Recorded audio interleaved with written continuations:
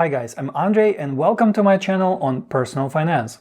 What is a reverse mortgage is an often asked question among retirees. In this video, let's take a look at it and see under what circumstances reverse mortgages may make sense. Although reverse mortgages get a bad rap, they are just another financial option. The problem arises when you get into one without a good solid understanding of it.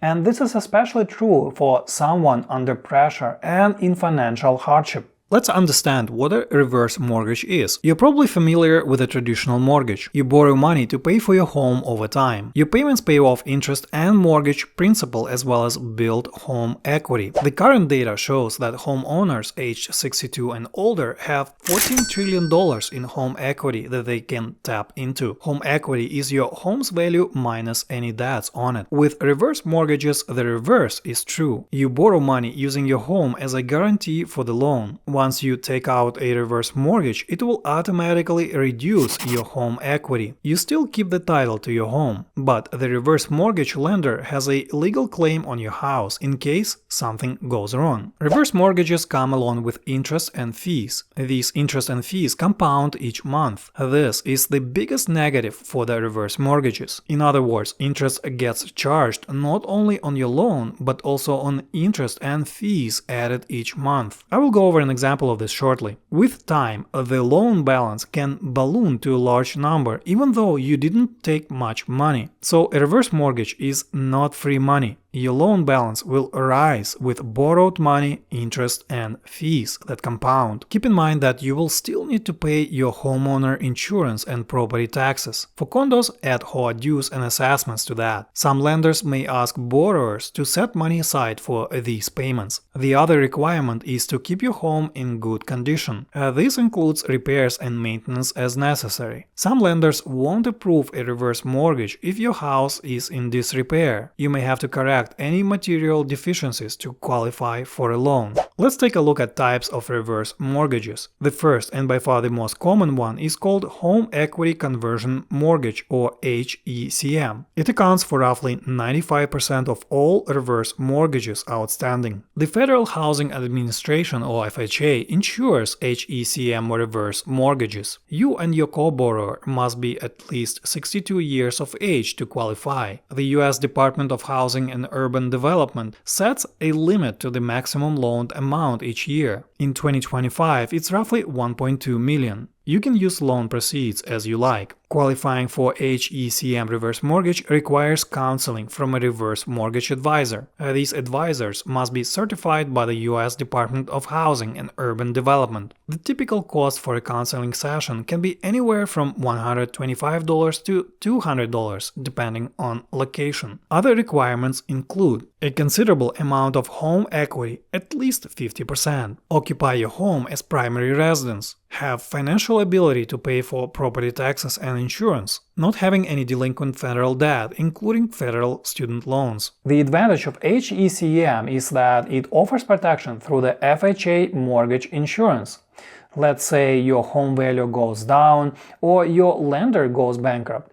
You never owe more than what your home is worth. For instance, suppose your reverse mortgage balance stands at $250,000, but your home is worth only $200,000 on the market. If you sell it for $200,000, you are not responsible for the $50,000 shortfall. The FHA mortgage insurance covers it. The same thing happens if your reverse mortgage lender goes bankrupt. The government will take over and take care of everything. The second type is proprietary reverse mortgage. It can offer higher loan amounts over $1.2 million.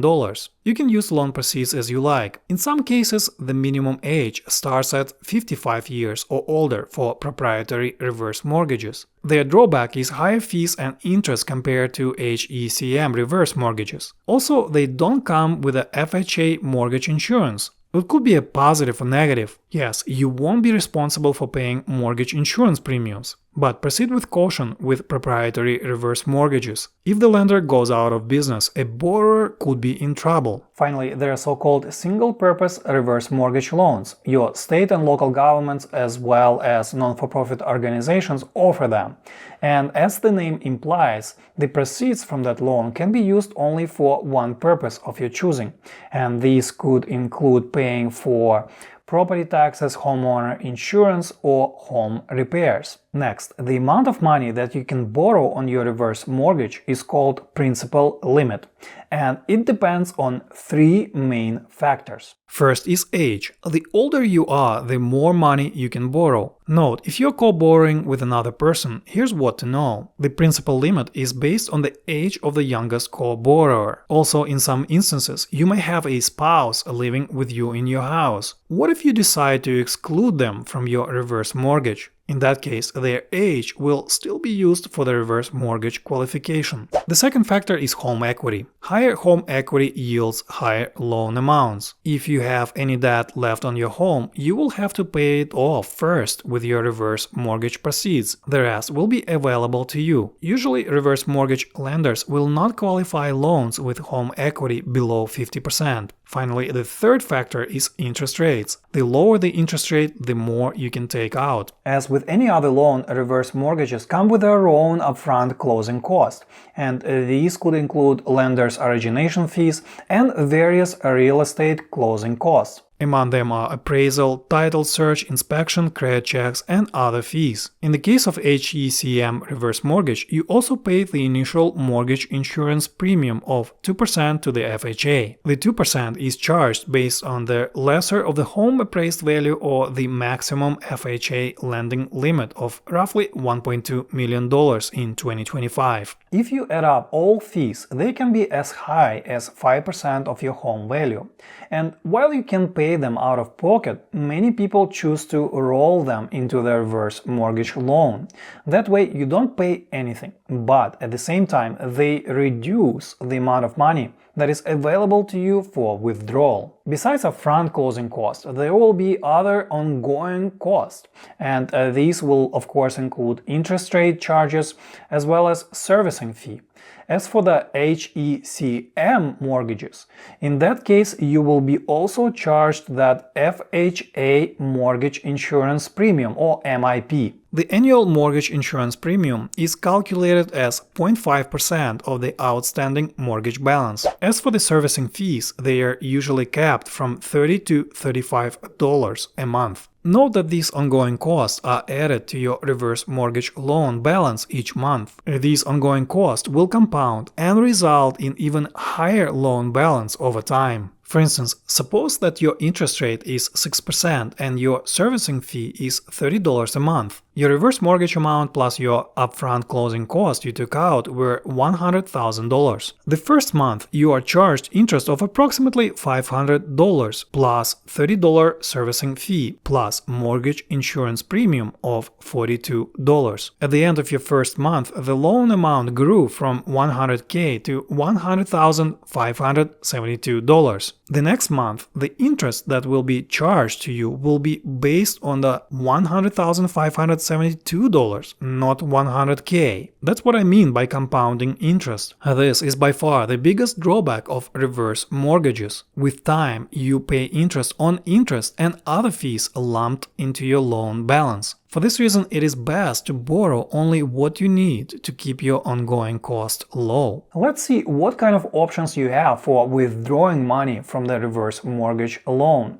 There are actually three ways. The first one is the so-called line of credit, meaning you can take out as much as you want anytime up to your principal limit. This is a very attractive option if you don't need all the money right away. The interest and other fees will be charged only on the amount of money you withdraw over time. Doing so allows you to keep your interest charges at bay. There are a few things to keep in mind with the line of credit option. First, it is based on adjustable interest rate, and this adjustable interest rate is usually equal to some fixed margin plus market rate. And in other words, your rate will adjust monthly based on where the market goes. Also note that the FHA insured reverse mortgage loans, such as HECM, they have the so-called protection against excessive interest charges. In particular, they cap the annual interest rate increase to 2%, and the lifetime cap on interest rate increases is 5%. And you may not have such protections when you take out the proprietary reverse mortgage. The second withdrawal option is so-called monthly payout type. It is also based on adjustable interest rate. With this option, you get a set monthly payout to supplement your income. You are allowed to combine the monthly payout option with a line of credit option. Finally, there is a lump sum option. This one is based on a fixed interest rate. With this option, you can withdraw all available funds at once, but there are several drawbacks to this method. First, the withdrawal amount will be lower compared to the other two options. Second, you will start accruing interest and fees on your entire loan amount right away. Finally, there's one major risk to this option. What if you're someone young and happen to live longer than expected? In that case, you may outlive your reverse mortgage funds. In other words, you won't have enough money in later years into your retirement. Conversely, there is a lower risk of running out of money with a line of credit and monthly payout options. These two options have one feature that the lump sum option does not have, and it is called the credit line growth. Here's how it works. The less credit you use today, the more funds you will have available later. So whatever you don't use in your credit line will grow. The growth rate is based on interest rate and the FHA mortgage insurance premium of 0.5%. For instance, you max out your available credit all at once. There won't be anything left to borrow going forward. But if you leave some spare credit, your borrowing limit will grow over time. This will allow you to withdraw more as time goes by. Thus, credit line growth feature can help retirees keep up with inflation in the future. Next, let's look at a reverse mortgage calculator just to get an idea of ballpark numbers. For instance, suppose you and your spouse are both 62 years old living in Florida. You have a home valued at $300,000 with no mortgage outstanding. As we see, you can borrow up to $98,000, but you will also be responsible for $17,500 in closing costs, which are typically rolled into your loan. So the available cash for withdrawal is about $81,000. You may wonder, why is it so low? The reason is simple. Lenders factor in your life expectancy and interest rate to set your principal limit. We see that this calculator sets the adjustable interest rate at about 6.6%. Let's say that the life expectancy of a 60-year-old senior is about 18 years. Your lender must ensure that with this interest rate and life expectancy, he will be made whole at the end. Also note that this calculator did not say what kind of withdrawal option it assumed. Likely it's a monthly payout option, since it says here that the interest rate is adjustable. If you choose the lump sum option, your principal limit will likely be lower than this $98,000. Of course, these numbers here are just estimates. Let's talk about what happens when the last borrower on a reverse mortgage passes away. In that case, the loan becomes due and your heirs must repay it within the 6-month window by either selling it or paying out of pocket for the reverse mortgage loan.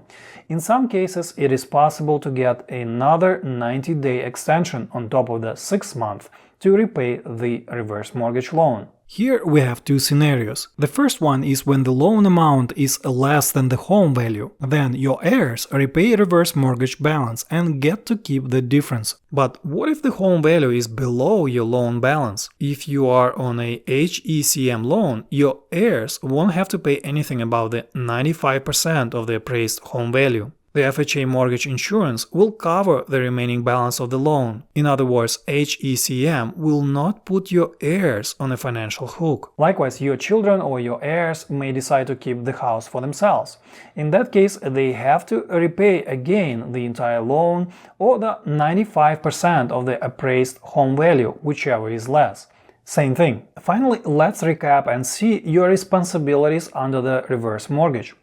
First, you must pay your homeowner's insurance and property taxes on time. If you are a condo owner with a reverse mortgage, you also must pay HOA dues as well as any assessments on time too. Second, you must make periodic repairs to keep your home well maintained. Reverse mortgage lenders will typically tell you what kind of repairs you must make.